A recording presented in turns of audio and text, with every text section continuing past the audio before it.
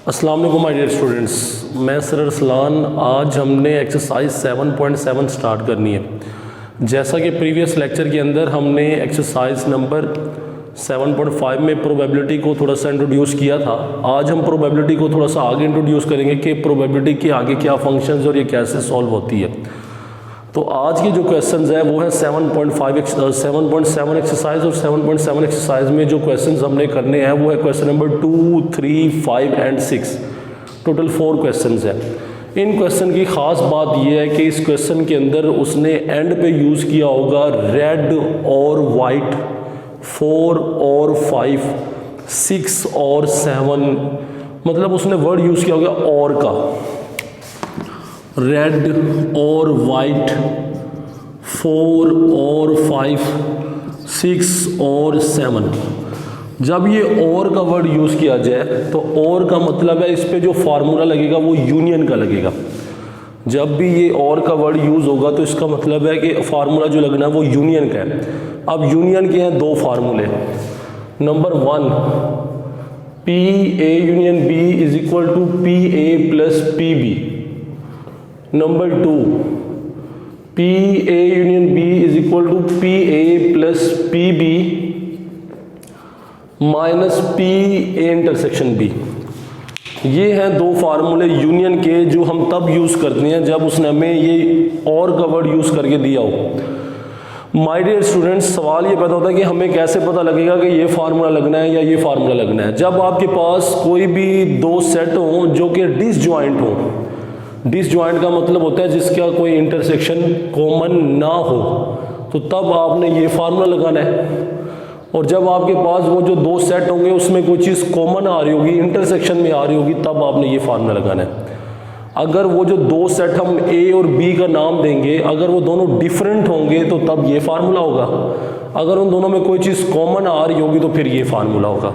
तो चलिए हम देखते हैं ये एक्सरसाइज 7.7 है वो कैसे सॉल्व होती है। 7.7 का जो हमारा क्वेश्चन नंबर 2 है, अब हम वो करने लगे।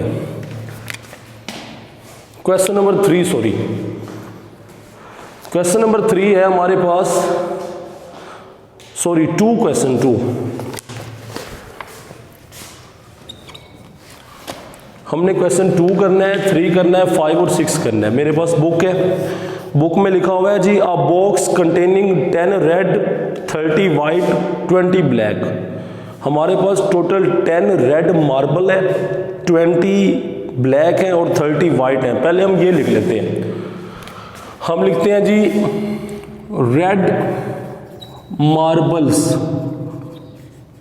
वो हमारे पास 10 है। उसके बाद बेटा उसने जो हमें दिया हुआ है वो वाइट मार्बल्स है।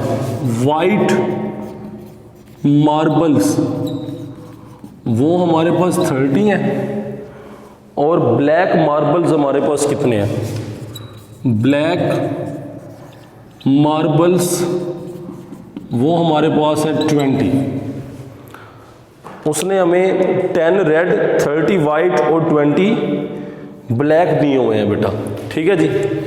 हम कहते हैं let A denotes the red marble, let B denotes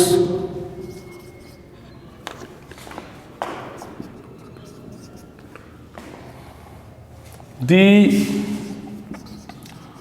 white marble and let C denotes the black marble।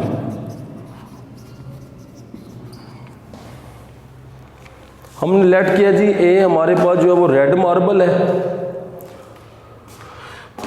B जो है ना वो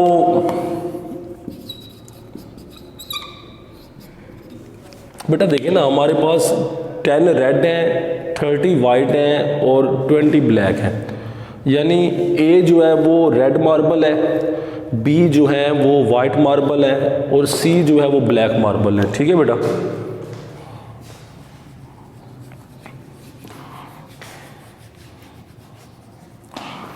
अब देखिए ज़रा कैसे होता है बेटा। ये हम लोग कहते हैं जी, यहाँ पे आप बताएं बेटा टोटल मार्बल्स कितने होंगे। टोटल मार्बल्स होंगे हमारे पास 60, ठीक है बेटा, क्योंकि 10, 30 और 20 को ऐड करें 60। अब हम लिखते हैं जी हेयर, इसको हम नाम देते हैं एन ऑफ ए का। एन ऑफ ए हमारे पास 10 है बेटा, एन ऑफ बी हमारे पास है 30 और एन ऑफ सी हमारे पास है 20। और ये जो टोटल होता है इसको हम नाम देते हैं एन ऑफ एस का, वो है 60। तो ये हमारे पास माय डियर स्टूडेंट, इसको हमने नाम दे दिया एन ऑफ ए का, इसको एन ऑफ बी का, इसको एन ऑफ सी का और इसको एन ऑफ एस का नाम दे दिया। अब हम कहते हैं बेटा by formula P of A is equal to N of A over N of S. P of A is equal to N of A हमारे पास 10 है और एन ऑफ एस हमारे पास 60 है, तो यह आ जाएगा 10/60। एंड पी ऑफ बी क्या होगा हमारे पास, N of B over N of S, तो यह आ जाएगा P of B is equal to N of B हमारे पास 30 है और एन ऑफ एस हमारे पास 60 है, तो यह आ जाएगा 30/60। ये आ गया पी ऑफ ए और ये पी ऑफ बी, क्योंकि देखिए ना हमारे फार्मूले में ए और बी है, सी नहीं है, सी को रहने देते हैं। अब हम सवाल ये बताओ कि इन दोनों में ये फार्मूला लगेगा या ये लगेगा। फार्मूला लगेगा ऊपर वाला, उसकी रीजन ये है ए जो है वो रेड बॉल है, बी जो है वो वाइट बॉल है। रेड और वाइट बॉल दोनों एक दूसरे से डिफरेंट बॉल्स हैं। अगर डिफरेंट सेट्स होंगे तो फिर ये फार्मूला लगेगा, अगर दोनों में कोई चीज़ इंटरसेक्शन में आ रही होगी तो फिर ये वाला लगेगा। फिलहाल हमारा फार्मूला लगना है ये, क्योंकि रेड और वाइट बॉल दोनों डिफरेंट बॉल्स हैं। तो हम अब फार्मूला लगाने लगे हैं माय डियर स्टूडेंट इस पे, ये वाला।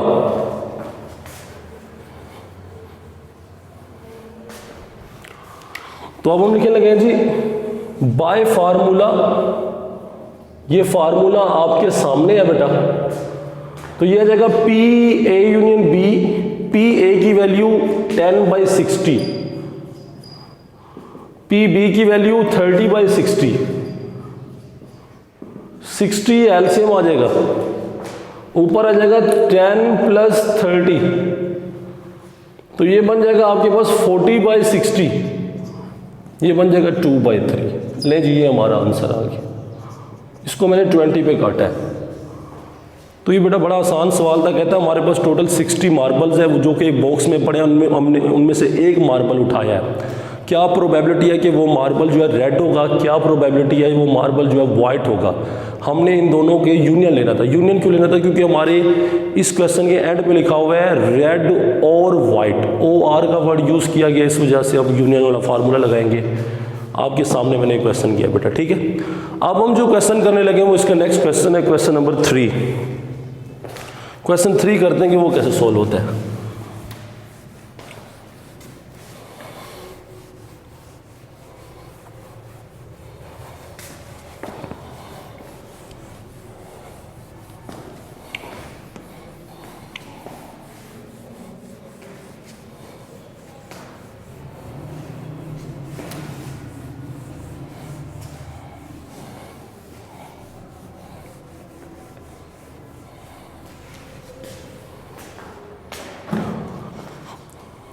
My dear students, question number 3 जो है वो ये है, कहता है आपके पास एक बॉक्स है, उस बॉक्स में जो है ना पर्चियाँ पड़ी हुई हैं, 50 पर्चियाँ पड़ी हुई हैं, 1 2 3 4 5 6 से लेकर 50 तक 50 पर्चियाँ हमारे पास पड़ी हुई हैं बेटा।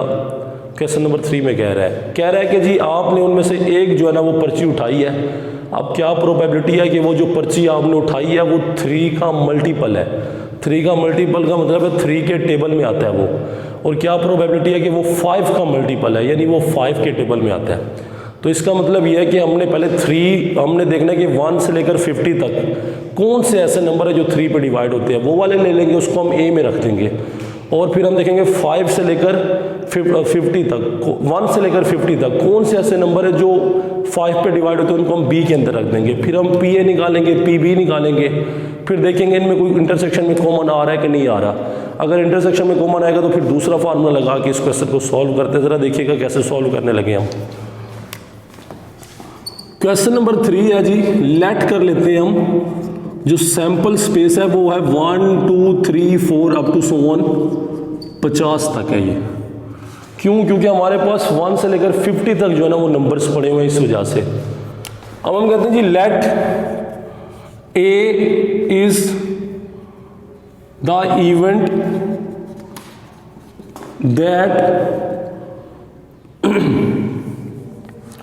that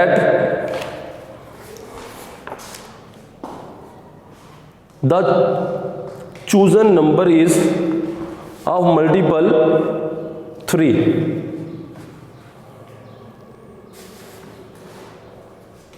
Let A is the event that the chosen number is of multiple of 3। ठीक है जी। तो ए के अंदर वो वाले नंबर आ जाएंगे जो कि 3 पे डिवाइड होते हैं 1 से लेकर 50 तक।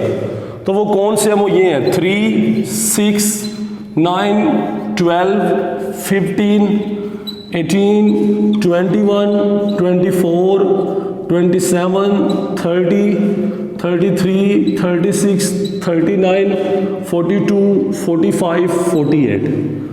1 से लेकर 50 तक, 1 से लेकर 50 तक, ये है वो नंबर जो कि डिवाइड होते हैं 3 पे। अब हम कहते हैं जी let B is the event that the chosen number is of multiple of 5।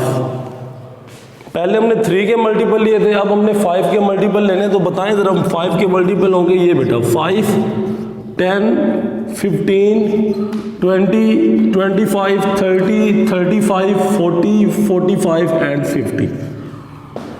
ये वो नंबर्स हैं जो 3 के टेबल में आते हैं और ये वो नंबर्स हैं जो 5 टेबल में आते हैं 1 से लेकर 50 के दरमियान। हेयर एन ऑफ ए में कितने नंबर है? 1 2 3 4 5 6 7 8 9 10 11 12 13 14 15 16। एन ऑफ ए हमारे पास है 16। एन ऑफ बी 10, ये 10 नंबर है। N of S 50। ठीक है बेटा। तो अब हम लिखेंगे by formula P of A is equal to N of A over N of S. तो ये आ जाएगा P of A is equal to N of A हमारे पास किधर है? 16 है। एन ऑफ एस हमारे पास 50 है। तो ये आ जाएगा 16/50। अब हम आते हैं जी by formula P of B पे आ जाते हैं। N of B over N of S. P of B is equal to N of B 10, n of S 50। तो ये जाएगा 10/50। अच्छा बेटा, अगर आप गौर से देखें इन दोनों में कुछ इंटरसेक्शन में कुछ चीज़ भी आ रही है। तो अगर हम लिखें यहाँ पे तो मैं ये लिख सकता हूँ जी A intersection B. No A intersection B. बेटा ये आपके पास ए है और ये बी है, इन दोनों में इंटरसेक्शन लेना है। इंटरसेक्शन में देखिए कोई चीज़ कॉमन आ रही है। ये 15 कॉमन आ रहा है दोनों में, 30 कॉमन आ रहा है, 45 कॉमन आ रहा है।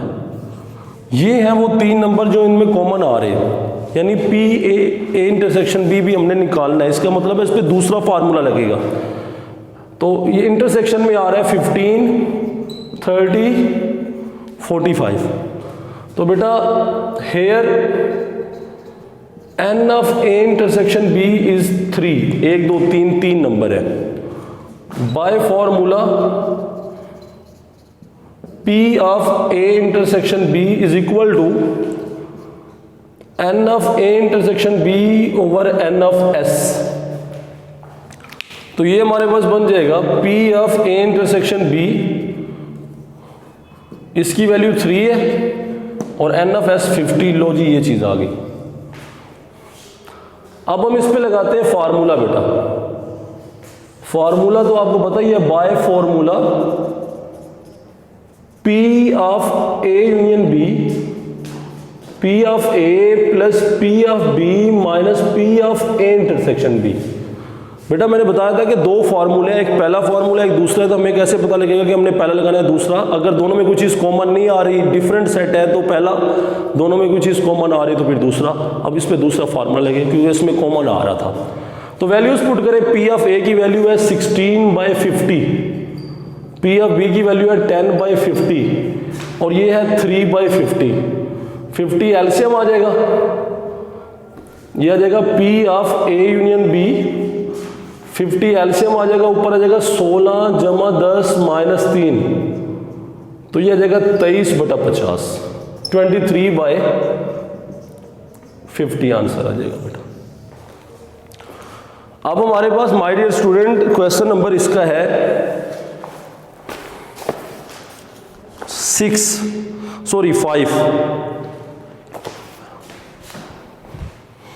5 क्वेश्चन करते हैं बेटा।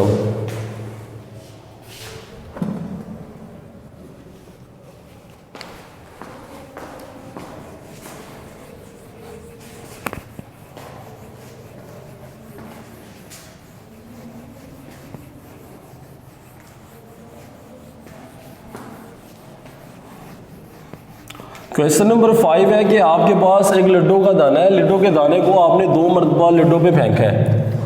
अब आपने ये बताना है कि जब आपने उसको फेंका है या तो 3 बनता है, यानी 2 मरतबा जब फेंका है ना आपने, या तो 3 के पेयर बनते हैं या 11 के बनते हैं। तो अब हमने ये चीज़ बेटा क्वेश्चन सॉल्व करना है।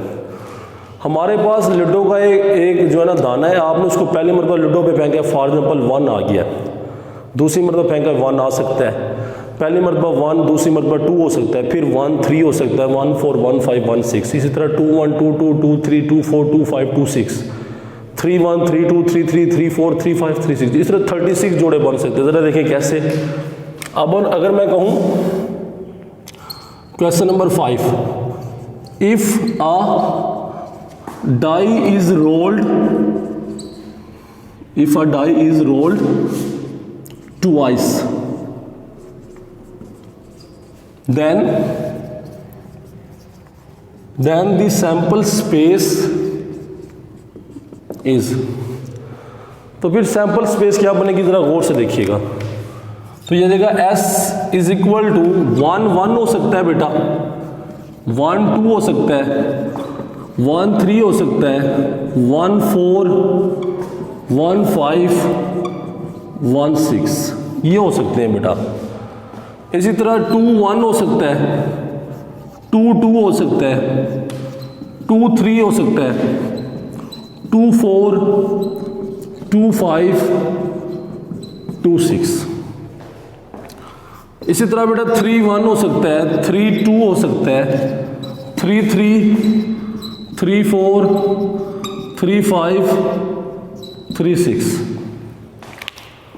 इसी तरह बेटा ये आ सकता है 4 1 4 2 4 3 4 4 4 5 4 6। इसी तरह ये हो सकता है 5 1 5 2 5 3 5 4 5 5 एंड 5 6। इस तरह बेटा ये हो सकता है 6 1 6 2 6 3 6 4 6 5 एंड 6 6। ठीक है बेटा। अगर आपने लड्डू के दानों को 2 मरतबा फेंका है, एक दाने को 2 मरतबा फेंका है, तो ये पॉसिबिलिटीज़ है कि सैंपल स्पेस में टोटल 36 पेयर्स बन सकते हैं। पहली मरतबा आपने लड्डू का दाना फेंका 1 आ गया, मे बी दूसरी मरतबा फेंका फिर 1 आ गया, तो 1 1 का जोड़ा बन गया। इस तरह 1 2 1 3 यानी 1 6 तक जाएगा।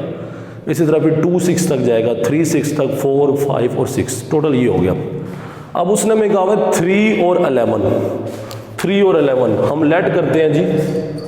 लेट ए में हम 3 वाले जोड़े ले लेते हैं, ए में वो वाले पेयर लेते हैं जिनको ऐड करें आंसर 3 आता है। तो वो कौन से पेयर्स हैं, ज़रा गौर से देखें। वो एक पेयर है ये 1 2 और एक है 2 1। ये वो दो पेयर हैं इन पूरे 36 में जिनको ऐड करें आंसर 3 आता है। तो मैं ये लिखने लगा हूँ 1 2 एंड 2 1, 1 2 2 1। अब आ जाए बी पे, बी को भी हम लेट कर लेते हैं। बी में हमने वो वाले दो पेयर्स लिखने हैं, वो जोड़े लिखने हैं जिनको ऐड करें 11 है और 11 के ये दो जोड़े हैं। इनके अलावा कोई ऐसे दो पेयर्स नहीं जिनको ऐड करें 11 है। तो ये दो पेयर्स लिखने लगे हैं यहाँ पे हम 5 6 6 5। ठीक है बेटा, ये ए है, इन दोनों को ऐड करेंगे 3 आ जाएगा, इन दोनों को ऐड करेंगे 11 आ जाएगा माय डियर स्टूडेंट। अब आप ये देखें, ये दोनों में कोई चीज़ कॉमन नहीं आ रही, ये दोनों डिफरेंट सेट है। डिफरेंट सेट है तो इस पर पहला फार्मूला लगेगा PA + PB वाला। ठीक है बेटा, तो मैं यहाँ पे लिखने लगा हूँ हेयर N ऑफ ए में नंबर्स कितने हैं 1 and 1 2। N ऑफ बी में कितने जोड़े हैं 1 और 1 2। N ऑफ S 36, ये टोटल 36 है तो इसलिए N ऑफ S 36 आ गया बेटा। ठीक है, by formula P of A is equal to N of A over N of S।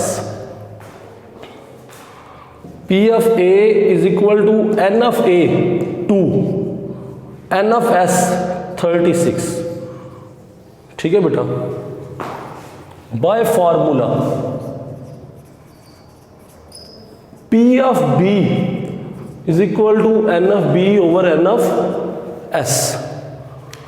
तो P of B N of B 2, N of S 36 by formula. एक और फॉर्मूला है माय डियर स्टूडेंट, वो है PA union B is equal to PA + PB।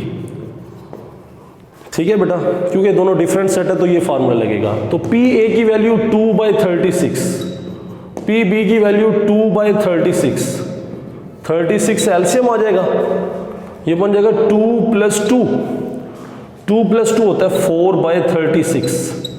ये दोनों आपस में कट जाएंगे, आंसर आ जाएगा 1/9। ये बेटा आ जाएगा PA यूनियन B का फार्मूला। बड़ा ही आसान सवाल था, आपको ये 36 पेयर्स बनाने आने चाहिए। ठीक है बेटा, और बाकी तो ये 3 के पेयर्स लिए, ये 11 के आपके सामने सॉल्व किया। एक और क्वेश्चन है जो कि बिल्कुल ऐसे ही है, क्वेश्चन नंबर 6। क्वेश्चन नंबर 6 में माय डियर स्टूडेंट वो कहता है कि आपके पास 2 डाइस हैं। आप पहले क्वेश्चन में आपके पास सिंगल डाइस थी और 2 मरतबा आपने फेंका था। अब आपके पास 2 ही डाइस है लेकिन आपने 1 मरतबा फेंक रहे हैं। 2 डाइस को आपने 1 मरतबा फेंका है, यानी 2 लिडो के दाने आपने 1 मरतबा फेंके हैं, तो सैंपल स्पेस उसकी यहीं बनेगी। लेकिन अब पेयर्स हमने लेने हैं 4 और 6 के। अब जो हमने पेयर्स लेने हैं वो लेने हैं 4 और 6 के। तो मैं इसको जरा रेस कर देता हूँ।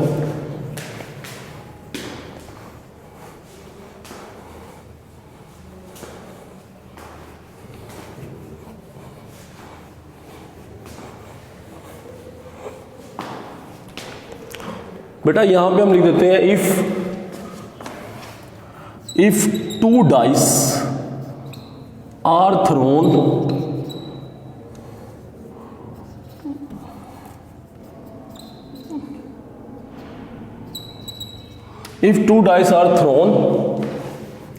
Then the sample space is,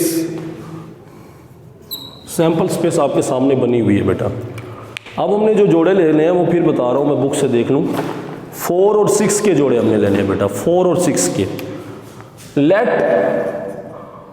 A is equal to, देखिए बेटा ए के पेयर्स कौन कौन से हैं, 4 के पेयर्स कौन कौन से, 4 के पेयर ये है तीनों,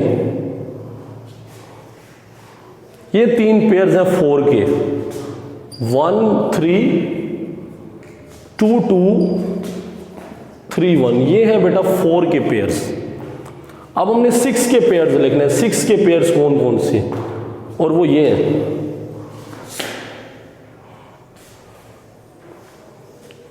ये है 6 के पेयर्स। यानी ये है 1 5 2 4 3 3 4 2 5। ये पेयर्स हैं बेटा 4 के, ये 6 के। अब देखिए इन दोनों में कोई चीज़ कॉमन आ रही है, कोई चीज़ कॉमन नहीं आ रही। इसका मतलब है इस पर पहला फार्मूला लगेगा। Here N of A 1 2 3 3, N of B 1 2 3 4 5 5, N of S 36, ये आपके सामने बने हुए हैं। By formula P of A is equal to N of A over N of S. P of A is equal to N of A 3, N of S 36. By formula P of B is equal to N of B over N of S. P of B, N of B is 5 and N of S is 36, तो यह जगह 5 by 36 बेटा। By formula P of A union B is equal to P of A plus P of B। P of A 3 by 36, P of B 5 by 36, LCM 36, 3 plus 5, दोनों को add करेंगे, 8 bye 36, ये cancel हो जाएंगे बेटा 4 पे, 4 2 जा 4 9 जा। ले जी ये हमारा आंसर आ गया। ले बेटा ये हमारी एक्सरसाइज 7.7 थी, बहुत ही आसान एक्सरसाइज थी। आज के लिए इतना काफ़ी है, मुझे इजाज़त दें। इंशाल्लाह आपसे नेक्स्ट लेक्चर में मुलाकात होगी। तब तक के लिए अपना ख्याल रखें, मुझे दुआ में याद रखें। अल्लाह हाफिज़।